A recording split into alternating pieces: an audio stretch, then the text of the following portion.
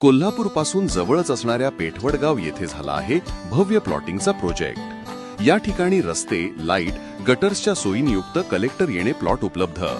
Plot बुकिंगसाठी संपर्क करा Bhogam associates, land developers and builders. Plot number 118, गुळ line, Shri Shahu market yard, Kolhapur. Mobile number 9921229292। कोल्हापुरात 2 दिवसापूर्वी एका धर्मांध व्यक्तीने अनेक मुलींवर अत्याचार केल्याची प्रकरण उघडकीस आले। त्याला अटक केली, सर्व काही प्रक्रिया पूर्ण झालेल्या आहेत। परंतु त्याचा तातडीने एक व्हिडिओ व्हायरल झालेला आहे की मी जे काही कृत्य केलेलं आहे ते माझ्याकडनं चुकीने झालेलं आहे आणि मला माफी असावी।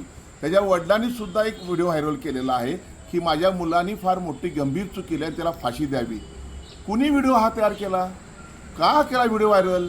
एक आरोपी जेव्हा अटक केला जातो त्याचा व्हिडिओ व्हायरल करणारी कोण मंडळी आहेत आणि त्या व्हिडिओमुळं त्याला पुढं भविष्यामध्ये कायदेशीर प्रक्रियेमध्ये काहीतरी त्याला मुभा मिळू शकते, त्याला संधी मिळू शकते त्याला।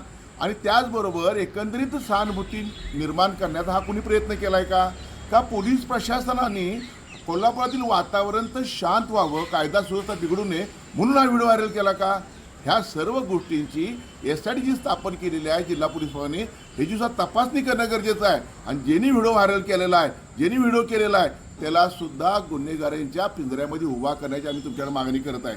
प्रथमतः मी तुम्हाला अभिनंदन नक्कीच करीन, SIT स्थापन केली आणि हे जे काही गुन्हे कोल्हापुरात घडलेले आहेत ते गुन्हे सगळे एकत्रित क्लब करा आणि त्याचा तपास करा। कारण मोडस ऑपरेंडी ज्याला म्हणतो, कार्यपद्धती एकच आहे, एकच ब्रेन आहे, एकच मेंदू आहे, तो मेंदू ठेचायचं काम जिल्हा पोलीस प्रमुखांनी घर खात्याने करावं अशी विनंती करत आहे।